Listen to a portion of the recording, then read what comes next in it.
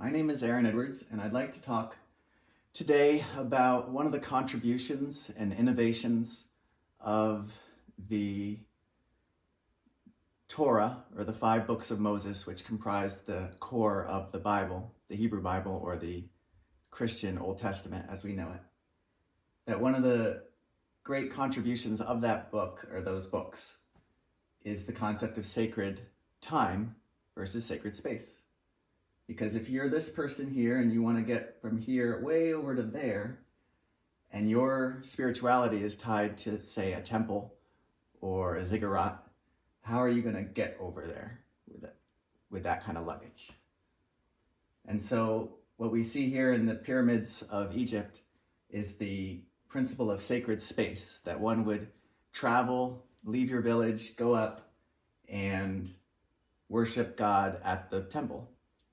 And sacred space is great if you have the real estate, if you can afford it. The problem is it's always being attacked, and if your sense of spirituality is tied to that, then you can lose your religion by being forcibly exiled or deported, which is one of the tactics that was used by the ancient empires, was to move you from, say, Jerusalem to Babylon. And so we're going to talk about how that innovation came about, the authors who wrote it, the material it was written on, and why it's important. So we see here the ziggurat in Babylon, in Iraq, present day. This is actually where I served for 13 months. And it was there that I became interested in ancient Near Eastern languages. And so I got my master's degree in that. And at those locations, and what I would do for homework is this right here, is this reading ancient texts that were written at the temple on big pieces of rock. And again, that requires going to a place. And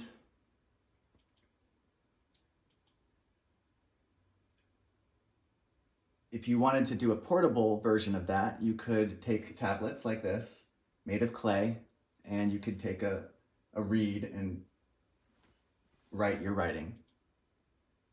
And these tablets were good, but they were heavy and hard to carry around. And if you're traveling in the wilderness for 40 years, then you want something a little more lightweight. So you have papyrus, for instance, paper, but it doesn't stand the test of time so well. And so what the authors of the Torah, or the 5 books of Moses, did was to take clean animals, and when they were young, calves or goats or sheep, slaughter them and take the hide and cure it, and essentially make this medium right here that they could then write on, and it would last for, well, thousands of years. And these scrolls would take maybe 50 animals to 150 animals to be able to make. So for instance, this example here is made of calf skins, and they're sewn together in these 20-inch by 24-inch sheets, and they would roll up together and be 124 feet long.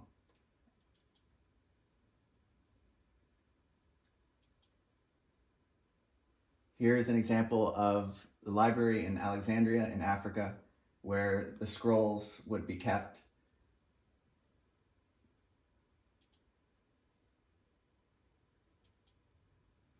And again, because the authors of the Pentateuch didn't have their own land, didn't have their own place to call sacred, the emphasis was put on sacred space. This idea that, for instance, the first thing declared holy in the book of Genesis is time itself, that the 7th day is going to be set aside.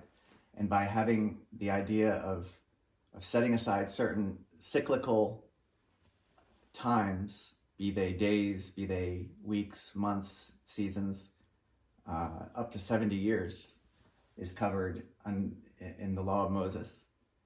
And the reason to do that is to, here in the wilderness, maintain some order, because it's a vulnerable time. You've just left slavery in Egypt. You are going to enter into an area that is well occupied, well fortified.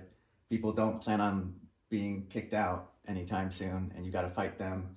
So the authors were concerned with discipline and with setting themselves apart from the local inhabitants. And that was an innovation that comes mainly from this source right here. So the question is, who wrote the 5 books? Was it Moses all by himself? And if he was smart, and he seems to be, he would call the 70. He had set up an organization wherein there'd be priests that could handle the great amount of work that takes raising these animals, slaughtering these animals, curing the hide, writing in a way that was accurate, that you can't, make a mimeograph of it. You have to actually handwrite every copy that you make. And so this priestly source here is a little different from, let's say, the Yahwist or the Elohist or the Deuteronomist. Each one has their own vocabulary. Each one has their own emphasis and concerns and reasons why they're editing or writing their version of events that take place. And so just like light passing through a certain molecule will emit a certain spectra, and you'll see how that colors, this material here, oxygen, colors the light that leaves it. So too does each of these 4 authors that are believed to have written the 5 books of Moses. You can see how they contribute to the same books, same stories, but each one with their own color here. And you can see that Genesis chapter 1 is written by the priestly author, and that's why it's about sacred time. It's day 1, day 2, day 3, set apart and set aside. And then day 4, day 5, and 6 are populated into those days, and then a day of rest.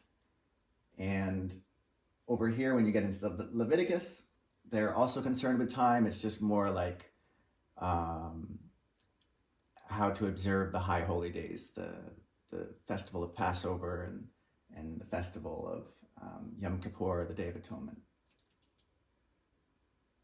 And so again, Moses and Aaron were Levites and came from that tribe. And if you see here, this was how they designed in their writing. The camp was to be laid out. And so you have the tabernacle in the middle with the tablets of the commandments here, and you have laid out around the tabernacle like a clock, 3 of the tribes to the north, 3 to the west, 3 to the south, 3 to the east, Judah on the east, Ephraim on the west, Dan on the north, etc. And each one was set, as they traveled through the wilderness, they had to have it in line with the sun, so that way each one would have their zodiac sign hit in the month that they were encamped there. So my brain can't even get around it, honestly, but the concern was to give the people something to hold on to and keep them occupied and brought together as a family and worship. And that's what sustained them through that wilderness. It sustained them in Babylon. It sustained them for a millennia, not having a promised land to be in. And it's a contribution that they've made. So just to summarize, we have sacred space versus sacred time. Sacred space is great if you can afford it, but real estate comes at cost. We talked about the importance of the materials that were used in order to make these teachings accessible and portable. And we talked about, well, for instance, by the way, just to end it on this, the 170 calves that had to die in order for this copy of the Gutenberg Bible to be printed, because there were several copies of the Gutenberg Bible that were printed on vellum, just because it was so sturdy. And here is the camp of 603,000 Israelites with the 3 tribes on the north and the south, the east and the west. And here you can see the autumnal equinox and how it's all set up, where basically each tribe gets their time in the sun, as they say.